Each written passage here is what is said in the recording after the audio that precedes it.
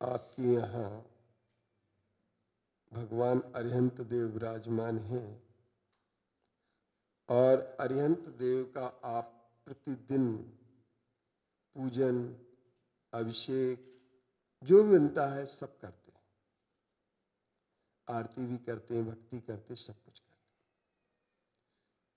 लेकिन जो उनके प्रातिहार्य हैं, उन प्रातिहार्यों का महत्व क्या है और वो प्रातिहार्य से युक्त जैसे अशोक वृक्ष, सिंहासन, और आज उन्होंने चामर की बात की। चामर जो होते हैं, अपन चौवर बोल देते हैं, कोई कुछ बोल देता है, कोई कुछ होता है। ऐसे 64 चमर भगवान के ऊपर ढलते रहते हैं। देवता लोग उन्हें ऐसा ऐसा ऐसा करके ढलाते रहते हैं। क्यों ढलाते हैं? अपितु बात ये है कि न भगवान को ठंड लगती है न गर्मी लगती है, इसलिए चंवर जो ढुलाने वाले देव हैं वे भक्ति भाव से प्रेरित होकर के कहते हैं सेवा का अवसर हमें भी मिले। रैली में बैठे थे आचार्य श्री, तो बहुत गर्मी थी और उनका स्वास्थ्य भी अनुकूल नहीं था। शाम के समय मैंने एक खड़ू होता ना, खड़ू जानते तुमने, पुट्ठा,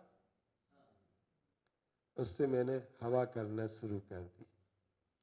आचार्य श्री बोलते हैं कि जो यहाँ हवा करा लेगा वहां उसे चंवर नहीं मिलेंगे। तुम मेरे चंवर को छीन रहे हो, है ना। तात्पर्य ये है कि अरिहंत देव को हवा की जरूरत ही नहीं। बिजना भी उनका होता है, पंखा, मंगल द्रव्य, अष्टमंगल द्रव्य,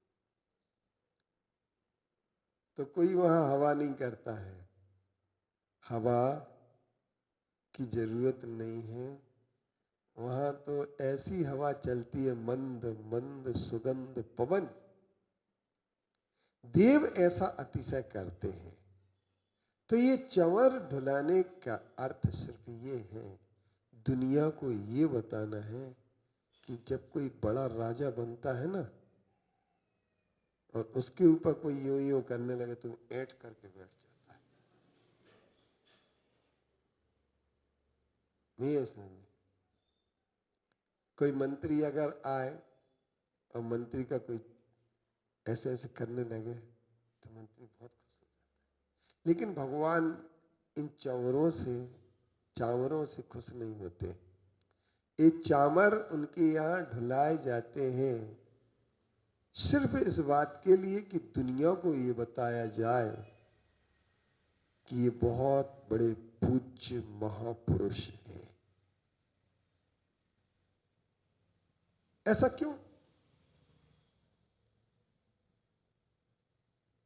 तो ये दुनिया को बताने की आवश्यकता क्यों है कि ये महापूज्य पुरुष है। हम लोग कभी कभी एक बात कहते हैं, हमारे तो दिल में भक्ति होती है, हम भक्ति का प्रदर्शन नहीं करते।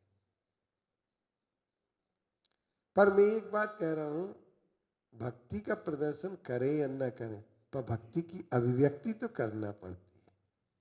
और जो भक्ति की अभिव्यक्ति नहीं कर पाते हैं, जो भक्ति की अभिव्यक्ति से दूर हट जाते हैं, ऐसे व्यक्ति निश्चित तौर पर कृतज्ञ न होकर के कृतज्ञ होते हैं।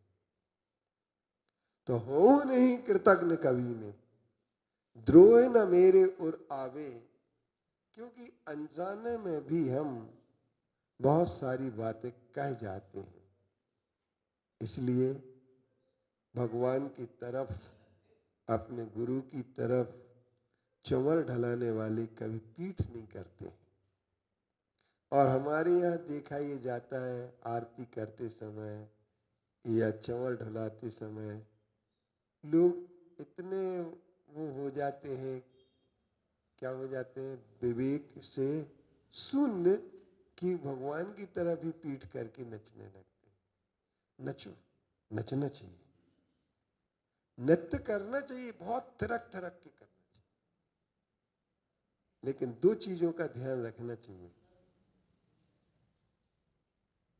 कि नृत्य में लयात्मकता हो, आप डूबे, दूसरों की ओर देख करके नृत्य न करें, दूसरों को रिझाने के लिए नृत्य न करें, किंतु भगवान के सामने नृत्य किया नहीं जाता है, नृत्य हो जाता है।